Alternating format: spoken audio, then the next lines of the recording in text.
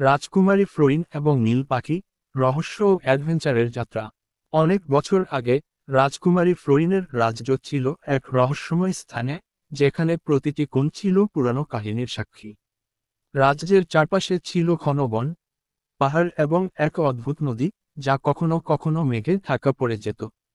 রাজ্যবাসী বিশ্বাস করত, নদীর গভীরতার মধ্যে একটি হারানো রাজ্য রয়েছে, যেখানে একটি পুরানো শক্তিশালী রত্ন লুকানো আছে। তবে সেই রত্নের মালিক হতে হলে এক কঠিন পরীক্ষার মধ্য দিয়ে যেতে হবে। এটি ছিল এক রহস্যময় কোড, যা হাজারো বছর ধরে কেউ করতে পারেনি। ফ্লোরিন ছিল এক সাহসী রাজকুমারী, তবে তার জীবনের সবচেয়ে বড় আশ্চর্যজনক ঘটনা ঘটে যখন সে একদিন বাগানে হাঁটছিল। সেদিন হঠাৎ করেই তার সামনে আসল নীল পাখিটি, যার চোখে এক রহস্যময় দীপ্তি ছিল।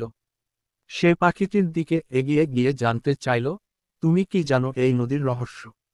আমি জানি, এখানে কিছু আছে যা আমার রাজ্যকে রক্ষা করতে সাহায্য করবে। পাখিটি সেদিন তাকে কিছু বলল না, তবে চোখের সিগন্যাল দিয়ে রাজকুমারীকে বুঝিয়ে দিল যে তাকে এক যাত্রার জন্য প্রস্তুত হতে হবে। রাজকুমারী তার সাথে নদীর দিকে রওনা হলেন। তারা যখন নদীর কাছাকাছি পৌঁছালো, তখন পাখিটি ফ্লোরিনের হাতে একটি নীল রঙের রত্ন ধরিয়ে দিল, একটি ছোট্ট, রহস্যময় কুচকানো পাথর। এটা তোমার কোডের প্রথম চিহ্ন, পাখিটি বলল।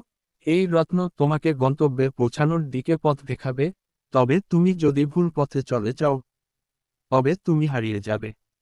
একে বিশ্বাস করো, কিন্তু তোমার মনে রাখতে হবে, এই যাত্রা তোমার সত্যিকার সাহস পরীক্ষা করবে।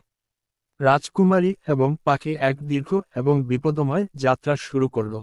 তারা ভয়ঙ্কর অন্ধকার জঙ্গল পেরিয়ে গেল, যেখানে অজানা সত্তা এবং রহস্যময় প্রাণী তাদের পথ আটকাতে চেয়েছিল।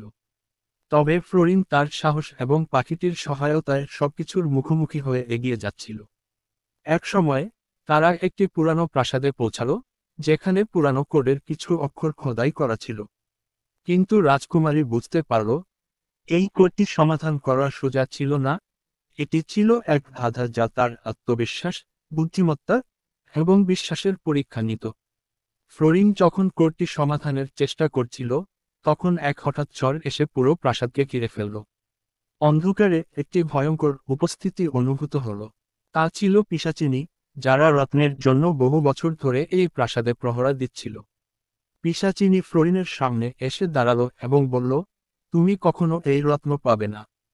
এটি আমার। কিন্তু ফ্লোরিন সাহস হারালো না। সে বুঝল যে এই রত্নের আসল শক্তি ছিল তার অন্তরের সাহস এবং একাগ্রতায়। রাজকুমারী চোখ বন্ধ করে রত্নটি হাতে ধরল, এবং একটি শক্তিশালী আলোর স্রোত বের হল। পিশাচিনী ধ্বংস হয়ে গেল এবং তার রহস্যাবৃত প্রাসাদ ধীরে ধীরে উন্মুক্ত হতে থাকল। শেষমেশ রাজকুমারী ফ্লোরিন এবং নীল পাখি কোডটির সমাধান করতে সক্ষম হল এবং রাজ্যের হারানো রত্নটি উদ্ধার করল। তবে সবচেয়ে বড় টুইস্ট ছিল, যে রত্নটি তারা খুঁজছিল তা আসলে একটি পুরানো জাদু, যা রাজ্যের রক্ষা এবং পুনর্গঠন করত। এটি ছিল নীল পাখির একটি মন্ত্র, যা তার পাখির আকারে ছড়িয়ে পড়েছিল।